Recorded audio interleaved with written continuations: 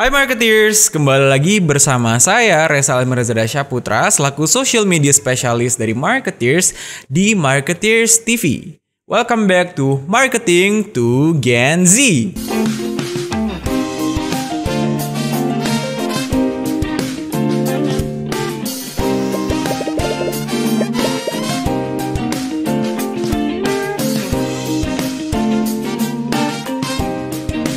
Nah, kalau di episode sebelumnya kita sudah membahas secara umum mengenai startup dan juga fenomena-fenomena di dalamnya dari mulai unicorn sampai ke konsep baru yaitu zebra. Kali ini kita akan membahas mengenai sesuatu yang lebih dalam, lebih ke pondasi dari sebuah insan yang bergerak di dalam lingkup startup. Nah, tapi hari ini aku tidak akan sendirian, aku sudah ditemani oleh narasumber yang sangat insightful mengenai hal ini, yaitu Mbak Stephanie Hermawan selaku Angel Impact Investor dan juga Partner of Installer Investment. Please welcome Mbak Fanny. Halo Mbak, Halo. Kembali lagi di Marketeers TV, lebih tepatnya di Marketing to Gen Z. Nah, kalau sebelumnya kita udah ngebahas sesuatu yang lebih luas, aku mau bertanya-tanya sedikit, mungkin nggak sedikit sih, karena kalau sedikit nggak seru kali ya. Pokoknya jangan lebih 35 menit. Nah, hari ini kita bakal membahas mengenai hal-hal yang fundamental untuk teman-teman yang ingin memulai bisnis. Kira-kira perasaan apa aja sih yang harus dimiliki dan yang harus dihindari sebelum seseorang itu bisa dinilai siap untuk memulai startupnya masing-masing? Boleh di-share, Mbak? Biasanya sih aku selalu bilang fondasinya sesuatu startup itu dari foundernya, ya kan? Betul. Foundernya yang nge-start kan. Kalau dilihat kata-kata founder kan, found itu pasti foundationnya. Jadi yang dilihat lagi fondasinya, foundationnya founder itu. Founder itu kan manusia.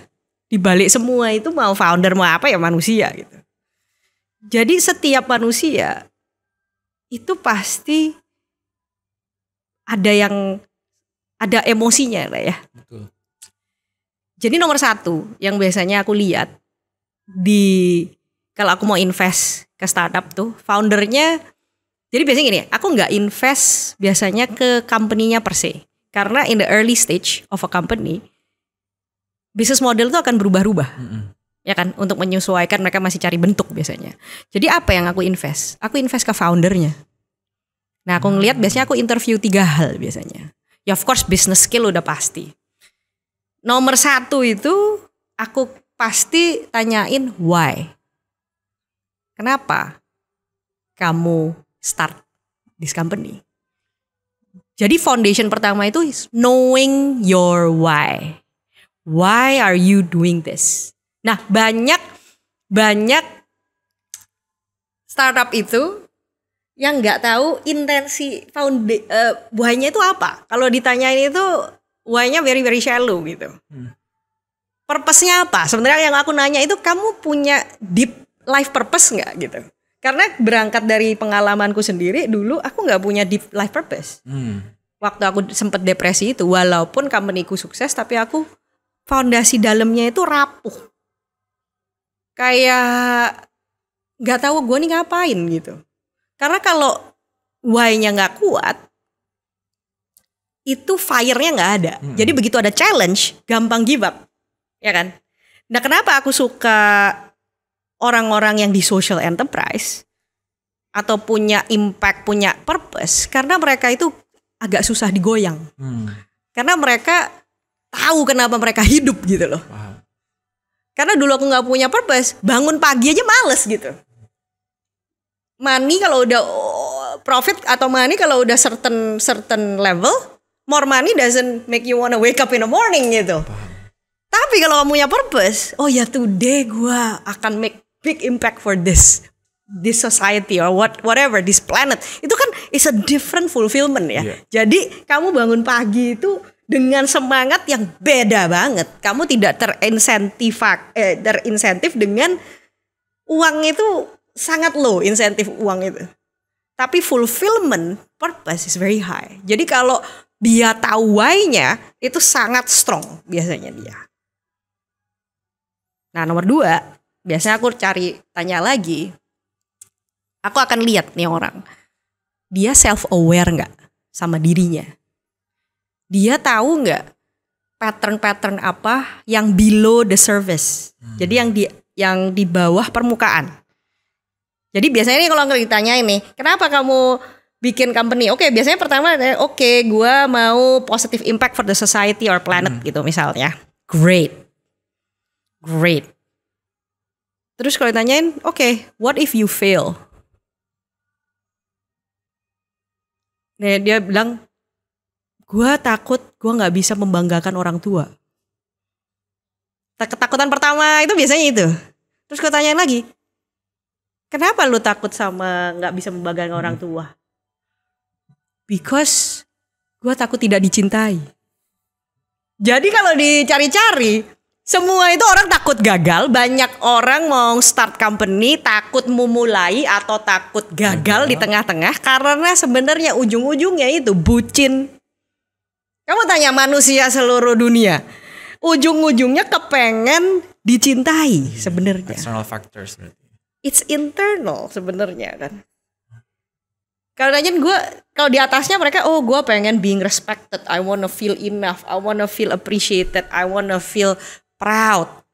Tapi sebenarnya kenapa lu perlu all that external validation? Kenapa you have to have a lot of likes in the social media? Why? Why do you want to be in the cover of magazine? Why? Because I wanna make my parents proud. Why do you wanna make your parents proud? Because I just wanna be loved by my parents. So, kalau dia bisa aware sampai segitu, then he learn or she learn to love themselves. Jadi seni mencintai diri sendiri, self love ya kalau kita ngomongnya sekarang. Itu bukan selfish. Self love itu skill pertama, aku bilang.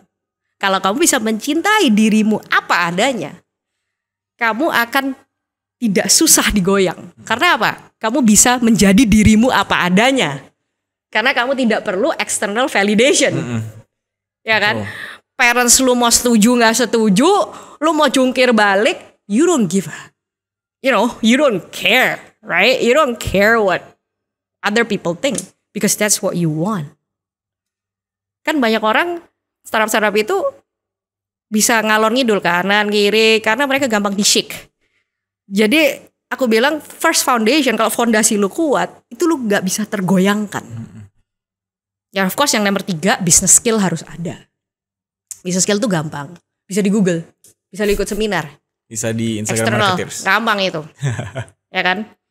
Tapi yang paling penting adalah skill bisa masuk ke dalam hatimu. Bisa tahu apa ya pattern-pattern yang di dalam hidup gua nih yang selalu repeating nih. Kenapa gue selalu takut gagal ya? Kenapa gue selalu insecure ya? Gue dapat ini dari mana ya? Ternyata dapat dari bokap gue, ternyata dari nyokap gue. Ternyata kalau stres bokap gue dari mana tuh kok kayak begini selalu nge-pressure gue. Oh ternyata bokap gue di-pressure juga sama bokapnya di atas lagi. Jadi your job is to identify your hidden negative pattern and break that pattern and transform it to something positive. Positive pattern. Jadi turning negative pattern to positive pattern. Caranya seperti apa? Learning the lesson. Tahu pelajarannya. Karena I believe that anything in life yang namanya positif atau negatif. Kalau positif we call it a blessing kan. Kalau negatif we call it pelajaran kan. Lesson kan. I believe everything in life is just a blessing. Once we learn the lesson. Benar gak?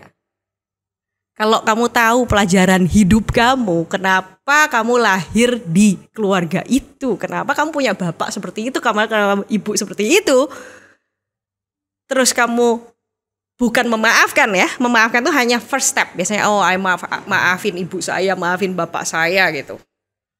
Itu first step.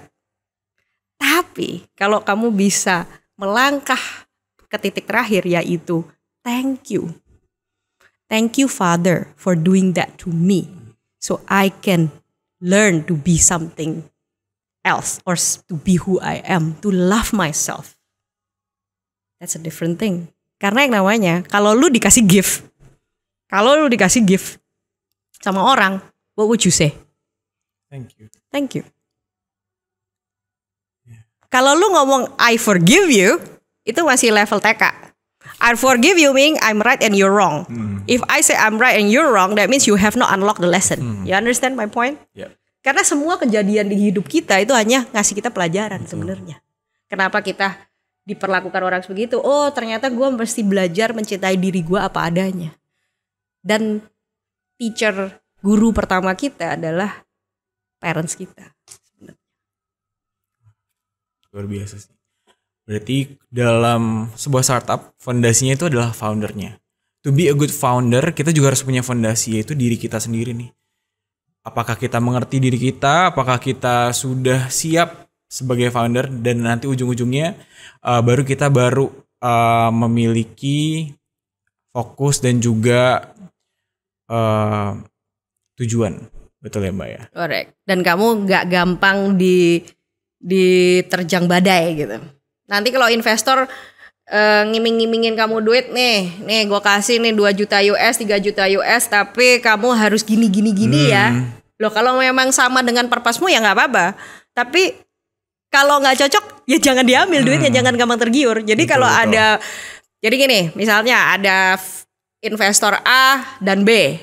Satu nih lebih terkenal nih, visinya wah udah di Tech Indonesia lah, udah keren dah gitu. Kalau kamu dapat ini nih, keren lah, kamu pasti in different magazine dan you bakal terkenal deh, cepet gede deh gitu. Tapi dia menuntut kamu untuk berubah yang tidak sesuai dengan purpose kamu pertama, dan akan merubah itu semua. Dan mungkin akan trajektorinya tidak sebaik sebelumnya.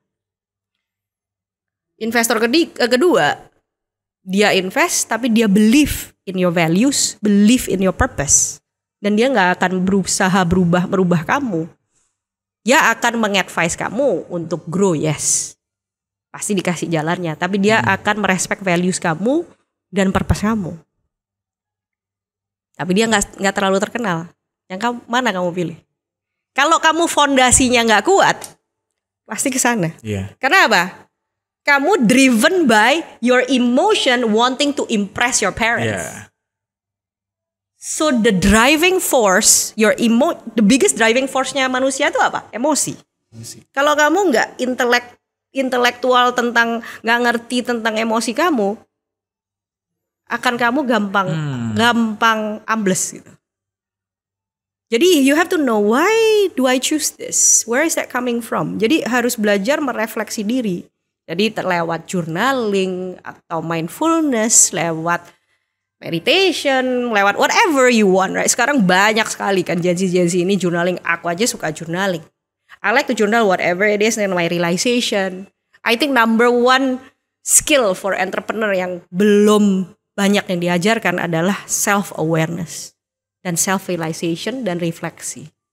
Karena jadi gini, banyak yang sekarang diajarin di entrepreneur itu kan lebih what and how. How to become a startup. What is a startup? How to do business model? How to fundraise? How to do this? How to communicate? How to build a team? How to bla bla bla bla. How and what itu banyak banget. Buku how and what itu banyak. Tapi buku why itu nggak banyak.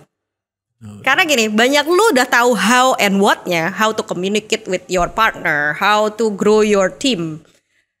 Tapi kadang-kadang mereka suka tersabotase dengan sudah tahu nih what to do nih, tapi kenapa dia nggak bisa ya pada waktu dia harus mengeksekusi itu? Karena ada sabotase di belakangnya. You understand? Karena ada negatif pattern. Oh nanti kalau gua begini, udah tahu nih yang bener harusnya begini nih, tapi di belakangnya gua takut gagal. Gua nggak percaya nih sama diri gua sendiri. Nah itu yang bikin lu tidak bisa mengeksekusi the what and the how. Because you don't know the why. So knowing your why, you feel this way, is way more important. Itu emasnya menurut gua. That's the goal. Betul. Daripada what and how. What and how itu gampang, bisa di Google di mana-mana, tinggal nanya. How do you do this? Jadi gue sekarang nanya chat GPT aja. How do you do this? How do you build a social media? How do you increase follower? Tapi di dalamnya, gue nggak mau, I cannot express myself, bla bla bla. Ya nggak bisa kan? Kalau lu banyak insecurity di dalam, banyak emotional blockage, pasti nggak bisa maju. Jadi the first skill, menurut gue foundation pertama adalah self awareness and then processing emotion. Emotional processing and transforming your emotion is number one skill. Because kalau emosi tidak bisa, kalau kalian, karena kita nggak pernah diedukasi ya di sekolah itu nggak pernah diajarin how to process emotion, correct? Kalau di sekolah sekarang paling diajarin matematik lah, fisika lah, what lah, the what and the how kan. Tapi nggak diajarin why are we feeling this way. Emotion aja nggak diajarin gitu loh. Kadang-kadang kita mau ngomong emosi, ini emosinya apa ya? Kita nggak bisa ngomong gitu. Apalagi bahasa Indonesia kurang deskriptif loh. Bahasa kita ini, English lebih deskriptif ya. Karena kalau emosi tidak terolah, emosi itu sebenarnya apa? Energy in motion. Emotion. Energy in motion. Semua ini energi sebenarnya. Semua itu ada vibrasi. Mic ini ada vibrasinya. Semua ini ada vibrasinya. Kamera ini, semua lighting ini ada vibrasinya. Energi, elektromagnetik semuanya. Kalau secara fisika ya. Emosi also ada vibrationnya. Emosi is energy in motion. Yang berjalan di dalam kita.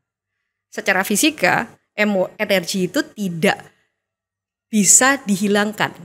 Energy cannot be destroyed, right? But can only be transferred or transform, ya kan? Kalau di transfer itu jadinya projection, ya kan? Ada orang marah-marah terus itu. Projection. Nah sekarang the best is to transform, jangan diproyeksikan ke orang gitu, ya kan? I see. Gimana memproses emosi? Karena emosi yang tidak terproses itu yang nanti jadi mental health issue. Jadi diseases, jadi physical disease.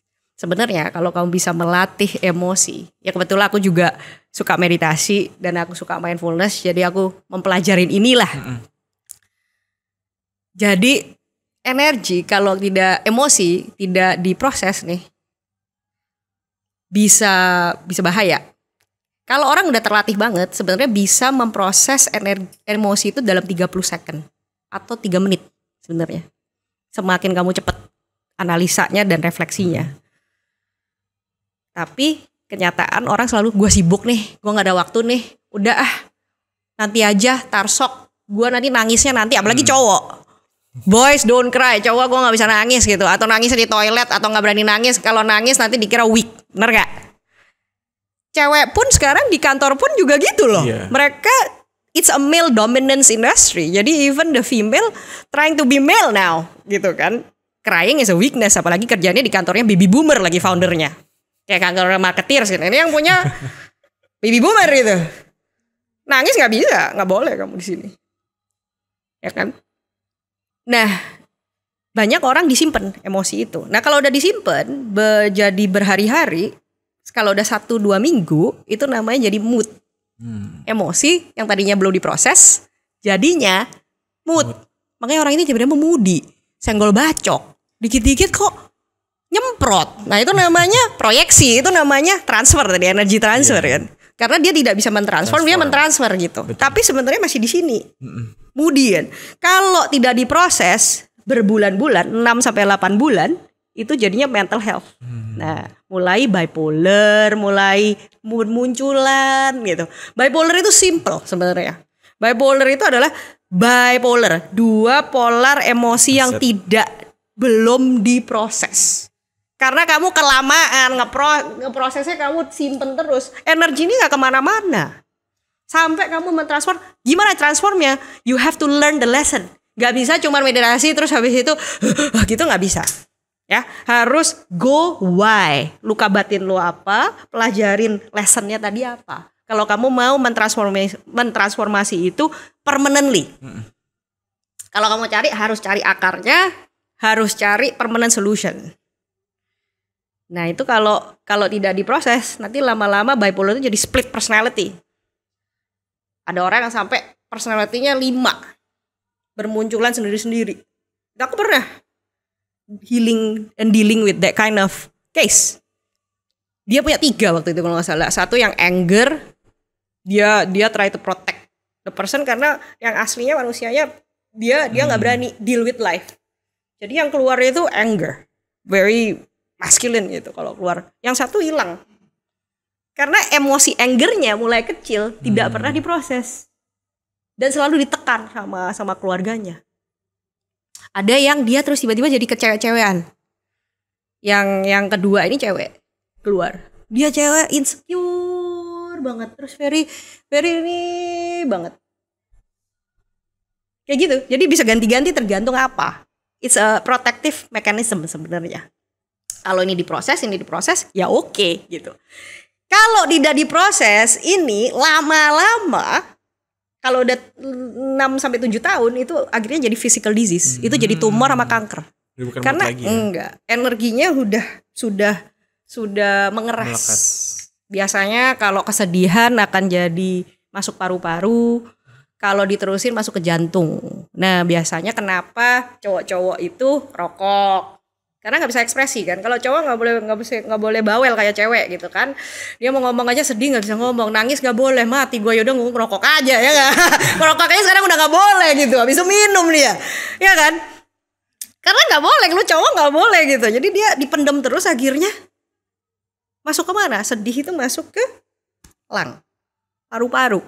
Kalau diterusin dia jantung. Makanya kenapa banyak cowok sakit jantung. Kalau cewek sukanya breast cancer. Kebanyakan breast cancer karena kanker payudara. Karena overgiving, karena ekspektasi cewek itu harus give all the time like a mother. Kalau kamu lihat film Barbie itu, it's funny. Dulu sebelum ada Barbie, kalau kamu mesti lihat tuh film Barbie, lucu banget deh. Jadi dulu tuh katanya sebelum Barbie, anak-anak cewek itu mainannya itu dollnya, bonekanya itu selalu boneka bayi. Nggak ada boneka adult. Barbie itu kan adult doll kan, boneka dewasa. Yang seksi, yang cantik.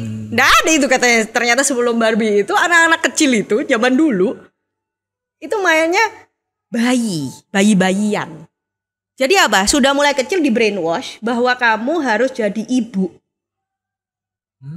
Jadi kalau kamu nggak ibu, kamu nggak sukses. Dan kamu harus mengasih semuanya ke keluarga kamu, ke anak kamu. Jadi mereka untuk jadi karir aja susah. Nah dengan Barbie, kamu bisa be anything that you want. Nah Barbie itu sebenarnya woman empowerment untuk men-shift energi itu sebenarnya. Nah itu loh. Jadi harus tahu apa social pressure dan patterns within yourself. Supaya yang nggak sakit jiwa, sakit raga. Sebenarnya itu sih sebenarnya. Karena kalau kamu sakit jiwa, sakit raga, bisnisnya juga sakit gitu, startupnya juga sakit gitu, investornya juga sakit gitu sebenarnya. Jadi harus win-win-win tuh dari mana? Harus sehat dalam dulu, sehat di pikiran, sehat di hati. Cintailah dirimu apa adanya, dan cintailah bapak ibumu apa adanya. Mereka itu juga manusia, memanusiakan semuanya. Nah mereka itu jadi orang tua juga first time parent loh. Yeah. Mereka bukan experience parent loh. Dan mereka juga meng-carry luka batin dari atasnya lagi loh. Kenapa mereka bisa begitu? Ya mungkin atasnya juga begitu gitu loh. Jadi kamu harus tahu, break the pattern aja gitu. So that's not my life. I'm gonna have a different life. Jadi itu. Sebenarnya kalau aku sebagai Gen Z sangat suka sih obrolan seperti ini, dan sebenarnya aku dapatkan perspektifnya, dan kalau bisa ditransfer nih ke kebutuhan untuk startup, sebenarnya kita butuh untuk punya pondasi dan reasons dari startup itu sendiri. Yeah. Tadi yang mungkin aku tertarik sama pembahasan Mbak Fani yang ada 2 pilihan nih, mau investor yang besar tapi ngikutin maunya investornya, sama investor yang biasa dan tidak terkenal tapi mengikuti purpose dari startup yang kita bangun. Iya. Nah, sebenarnya aku melihat sebenarnya kepentingan punya pondasi yang kuat itu adalah biar startup yang kita bangun ini tidak menjadi startup yang generik nggak sih Mbak? Dan ujung-ujungnya menjadi startup yang sustainable. Correct. Makanya kita sebenarnya ini bisa jadi cheat sheet juga nih buat teman-teman Gen Z yang nantinya punya mimpi untuk buat startup. Sebenarnya it's okay untuk pilih path yang kedua, karena ujung-ujungnya kalau kita punya bisnis yang strong foundationnya, cost-nya juga jelas, ujung-ujungnya kita akan punya bisnis yang lebih sustain. Dan everybody wins. Instead of kita pilih pilihan pertama, mungkin suksesnya cepat, tapi apakah sustain atau enggak? Karena ujung-ujungnya produk startup itu generik lagi. Udah ada nih startup yang seperti itu. Makanya sebenarnya yang aku dapetin, aku sebenarnya agak merinding sih. Yang aku dapetin adalah cara pikir kalau misalkan kita tuh harus punya strong foundation. Yang ujung-ujungnya akan menyelamatkan kita.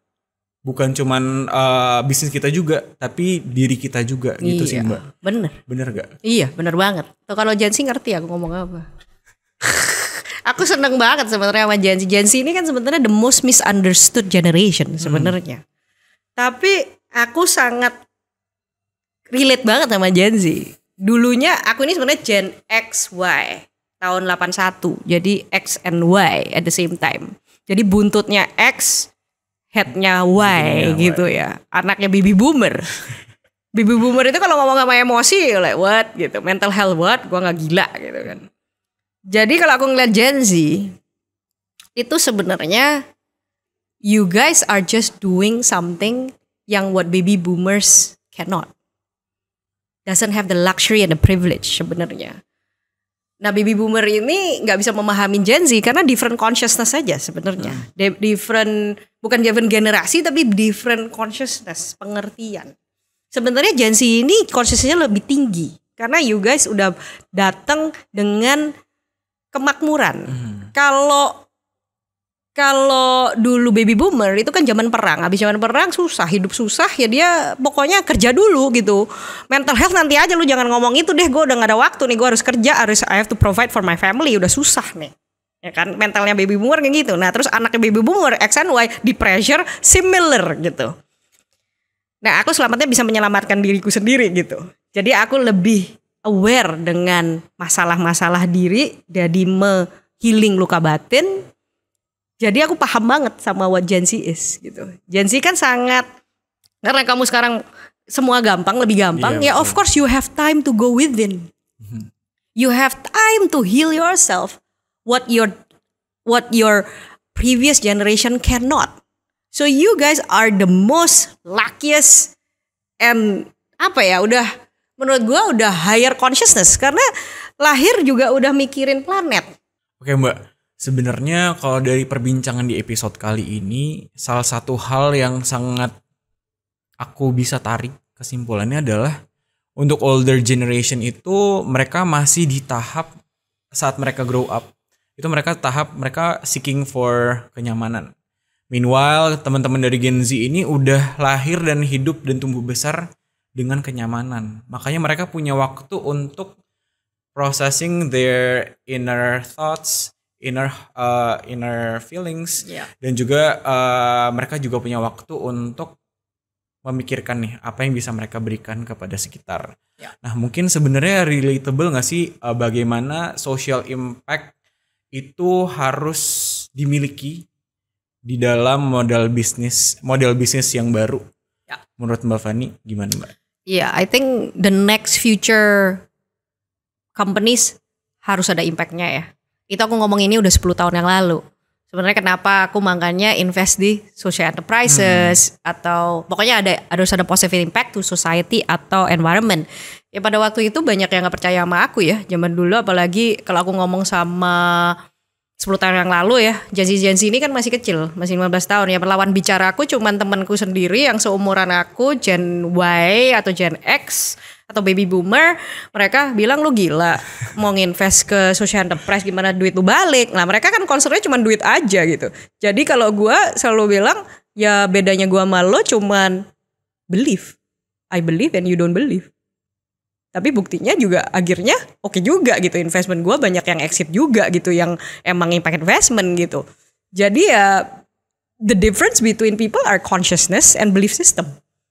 Satu itu. Dan I really believe that in the future semua bisnis itu akan impact bisnis. Nggak bisa lari karena kenapa?